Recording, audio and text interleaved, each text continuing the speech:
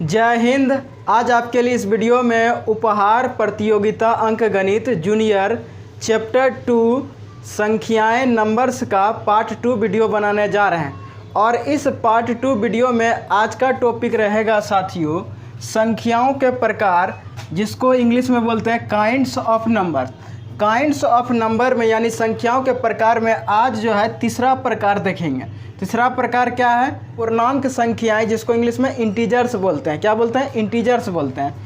किसी बुक में आपको सिर्फ पूर्णांक लिखा रहेगा और किसी बुक में पूर्णांक संख्याएं रहेगा, लेकिन दोनों का इंग्लिश क्या होगा?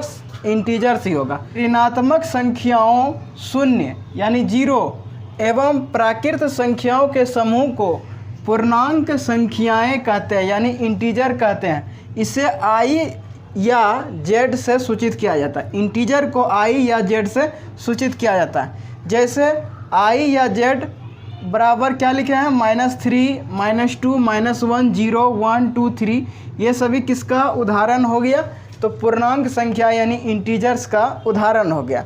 अब यहाँ पर थोड़ा समझिए, डिफिनेशन जो बोल रहा है कि ऋणात्मक संख्याओं, क्या बोल रहा है? ऋणात्मक संख्याओं का बात हो रहा है। तो ऋणात्मक संख्या पर क्या हो गया? -3, -2, -1, ये तीनों क्या होगा? ऋणात्मक संख्या हो गया।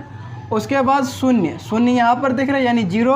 उसके बाद बोल रहा है प्राकृत संख्याओं के समूह। तो प्राकृत संख्या कहाँ से स्टार्ट होता है? एक से। तो 1, 2, 3, 1, 2, 3 ये क्या है? प्राकृत संख्या। ऋणात्मक संख्या भी इसमें दिख रहा है, जीरो भी दिख रहा है और प्राकृत संख्या। इन तीनों के समूह को हम लोग क्या बोलते हैं? पूर्णांक संख्या यानी इंटीजर्स कहते हैं। और इसे आई अथवा जेड से सूचित किया जाता है। अब यहाँ पर थोड़ा आपको ध्यान देना होगा कि शून्य, जिसको इंग्लिश में जीरो बोलते हैं, जीरो की दाईं ओर की संख्याओं को धनात्मक पूर्णांक कहते हैं। जीरो, यहाँ पर जीरो है, जीरो के दाईं ओर वाला कौन संख्या है? 1, 2, 3। इसके आगे अनंत तक ले जाएगा, इन्फिनिट तक ले जाएगा। तो जीरो से जो एक से आरंभ होता है और अनंत तक ले जाएगा, वो सारे नंबर धनात्मक पूर्णांक कहलाएगा। क्या कहलाएगा? धनात्मक पूर्णांक। उसके बाद अगला पॉइंट क्या बोल रहा है कि शून्य यानी जीरो की बाईं ओर की संख्याओं को ऋणात्मक पूर्णांक कहते हैं यानी निगेटिव इंटीजर कहते हैं। तो जीरो के बाईं ओर देखिए तो -1, -2, -3 ये भी कहाँ जाएगा? अनंत तक ले यानी इन्फिनिट तक ले जाएगा। तो जीरो के बाईं ओर यानी -1, -2, -3 ये सभी नंबर क्या है? ऋणात्मक पूर्णांक है, निगेटिव इंटीजर है। तो जीरो के दाईं ओर की संख्या को क्या कहा जाता है? धनात्मक पूर्णांक, पॉजिटिव इंटीजर। और जीरो के बाईं ओर की संख्याओं को क्या कहा जाता है? ऋणात्मक पूर्णांक यानी निगेटिव इंटीजर कहा जाता है। तो आपको निगेटिव इंटीजर और पॉजिटिव इंटीजर भी समझ में आ गया और साथ साथ आपको इंटीजर भी समझ में आ गया। तो यहाँ पर देखते हैं कि इंटीजर को 3 कैटेगरी में आप बांट सकते हैं। एक निगेटिव इंटीजर, दूसरा जीरो और तीसरा पॉजिटिव इंटीजर। तो जीरो हुआ, निगेटिव इंटीजर हुआ, पॉजिटिव इंटीजर, इन तीनों को मिला दीजिएगा तो आपका क्या बन जाएगा? इंटीजर्स बन जाएगा साथियों। संख्याओं के प्रकार काइंड्स ऑफ नंबर का चौथा प्रकार देखिए। चौथा प्रकार क्या है? परिमेय संख्या, जिसको इंग्लिश में क्या बोलते हैं? Rational numbers. परिमेय संख्याएं को या परिमेय संख्या को इंग्लिश में क्या बोलते हैं साथियों? रेशनल नंबर्स बोलते हैं। इसका डिफिनेशन क्या लिखे हैं? ऐसी संख्या जिसे दो पूर्णांकों के भिन्न P/Q, जहाँ Q ≠ 0 के रूप में व्यक्त किया जा सके, किंतु भिन्न के हर का मान शून्य ना हो यानी शून्य नहीं हो, परिमेय संख्या कहलाती है, रेशनल नंबर कहलाती है। इसे कैपिटल Q से यानी बड़ी Q से सूचित किया जाता है। किसको? परिमेय संख्या, रेशनल नंबर्स को। परिमेय संख्या को गणितीय रूप में P/Q के रूप में लिखा जाता है। गणितीय रूप जो होता है वो क्या होता है? P/Q। और इसमें P और Q क्या है? पूर्णांक है। ये P और Q क्या है? पूर्णांक है। लेकिन P को यहाँ पर क्या कहा जा रहा है? अंश। तथा Q को क्या कहा जा रहा है? हर कहा जा रहा है। P को अंश तथा Q को हर कहते हैं।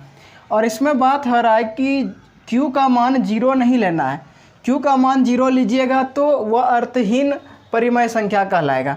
अब इसका एग्जाम्पल देखिए, जैसे कि Q बराबर क्या लिखे? -3, -3/2, 1, 1/2, -1/2, 18 यानी 18। ये सभी किसका एग्जाम्पल हो गया? परिमेय संख्या यानी रेशनल नंबर्स का हो गया।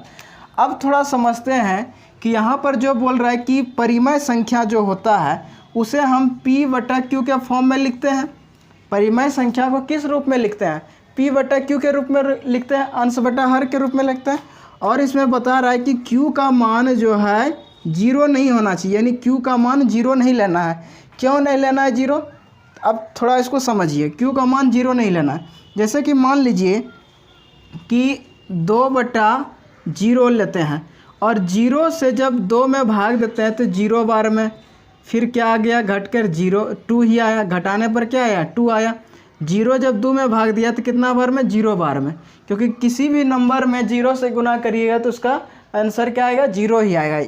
तो 0 आ गया गुणनफल, तो यहाँ पर 2 आ गया, फिर 0 से खिलाइए, फिर घटाने पर क्या आया, 2। इसी तरह ये चलते जाएगा, ये कभी नहीं कटने वाला है।